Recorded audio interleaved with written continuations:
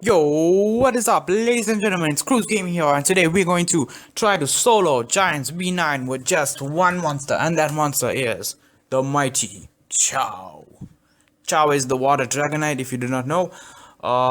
In this video, we're also going to take a look at all the dragonite's skills, how to rune them, the correct way recommended by the developers, and much more. So without further delay, let's get into the video.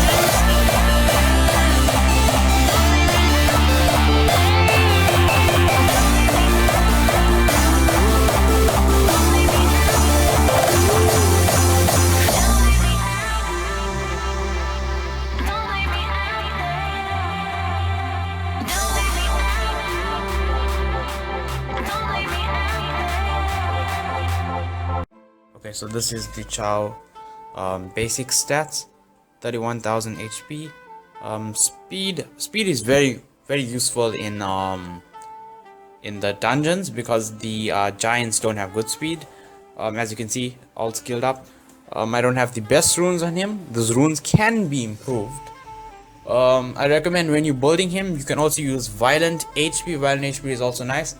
But make sure you get your speed to maybe like about 50 to 60, because that really helps with a tanky monster like Chow. And that's basically about it, how to build your Chow if you have one, or how to build it if you get one. Next we have is Laika, the Fire Dragon Knight.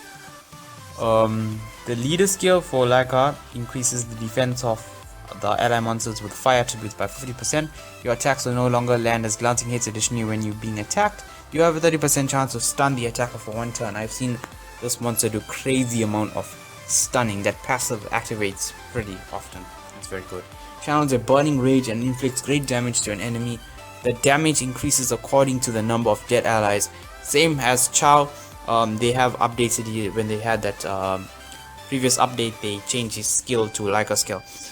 And also the first skill does continuous damage if you get a critical hit. Very useful in almost everything, because if you get that critical hit, you are going to land a continuous damage for one turn. No, 2 turns.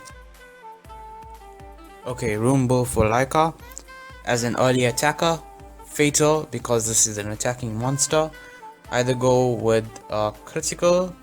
I recommend don't go with world so much, go with critical runes. Make sure you get attack, critical rate, crit damage, or HP on the substats.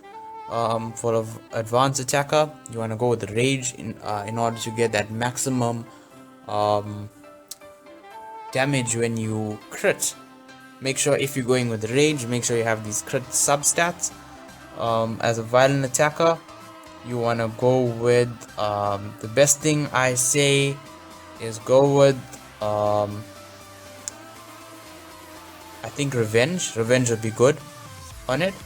Also crits would be nice. HP would be also very nice to get that bit of tankiness coming from inside. Make sure you go attack, crit damage, critical rate on the substats, and another attack rune on slot 6. Make sure you get some HP as well on the substats. Very important. Next we have is Leo. Leo is the Wind Dragon Knight. The defense is 50% for wind attributes. The passive attack speed of all enemies and allies are limited to your attack speed.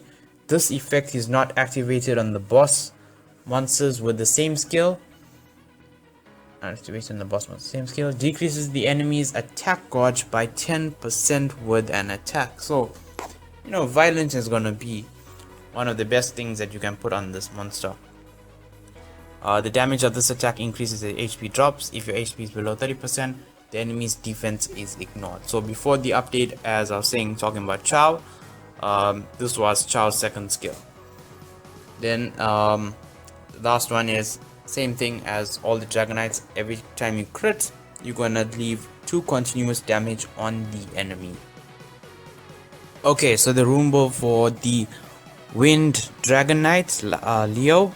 For early attacker, HP and defense will be nice. For advanced attacker, rage, attack, crit damage, attack.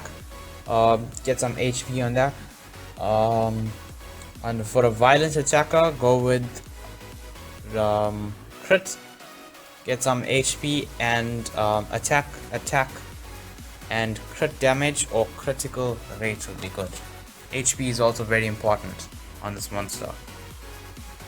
Okay, next we have is the Light Dragon Knight, Jagger. The defense increases by 50% of the light attribute monsters only. Gains immunity against inability effects and increases your attack power by 20% each time your allies become incapacitated or die. Accumulates up to 10 times, which means that every time your allies have been deprived of strength or power, it is going to increase your attack power by 20%. Channels a burning rage to inflict great damage to an enemy. The damage increases according to the number of dead allies. Same as Chow and the Fire Dragon Knight. If you get a critical hit with the first skill, you inflict continuous damage for 2 turns. So I have versed this monster in the arena, and it's pretty good. It soloed my most of my monsters out. This monster is an HP monster, so you want to build it with some HP runes. Okay, so this is the rune build for Jagger, the Light Dragon Knight. The suggested rune build is recommended by the developers. For an early attacker, you want to go with energy and guard runes. Advanced attacker, you want to go with the rage, critical rate, or you want to go with the wool. Violence attacker, you want to go with crits, revenge, or wool runes. Rune slot 2, attack percentage. Rune slot 4, critical damage percentage. And rune slot 6, attack percentage, as you can see. Okay, so for this monster, you want to get the maximum amount of attack on him, because of his passive increases your attack power by 20% each time you get a debuff. So every time you get a debuff, I think it is 15% of the total amount of attack you have on the monster. So if you subtract that, you get 5.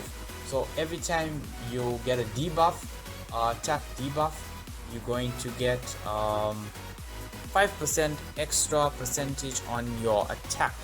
So your attack is going to be increased every time. This accumulates up to 10 times, so that's 50%. So it's an automatic effect. So this can be a very OP monster if you rune him well and get those 6-star runes. Okay, lastly we have is Ragdoll. Ragdoll is the Dark Dragon Knight. For the defense, we're going to have 50% on the leader skill of the same attribute. Eye for an eye passive increases the attack bar of all allies by 20% if an ally receives a critical hit. So, you know, good against those monsters that need to crit.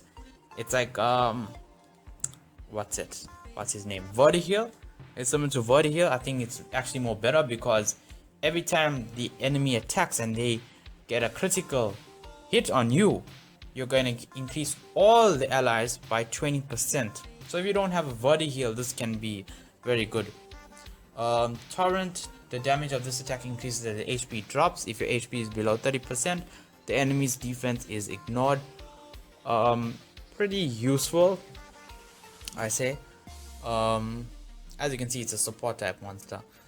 Inflicts continuous damage for 2 turns if you land a critical hit. So very good monster. Crit is very important. So yeah, let's go check out the rune build. Okay, for the Dark Dragon Knight, you wanna go with HP percentage on rune slot 2, 4, and 6. Maximum use of the passive. You need the HP and you need the tankiness. Same like Chow, same rune build as Chow. The suggested rune build table is something that just summoners will just copy and paste it. So if you wanted to know what the developers recommend you use, that table is there, is what the developers recommend. Thanks for watching the video. If you made it until this point, like, share, and subscribe, all that good stuff. If you want to see more videos, there's thumbnails that I got up on the screen. Click on any one of them and it'll take you straight to the video to watch it. Yeah, and until next time, peace out.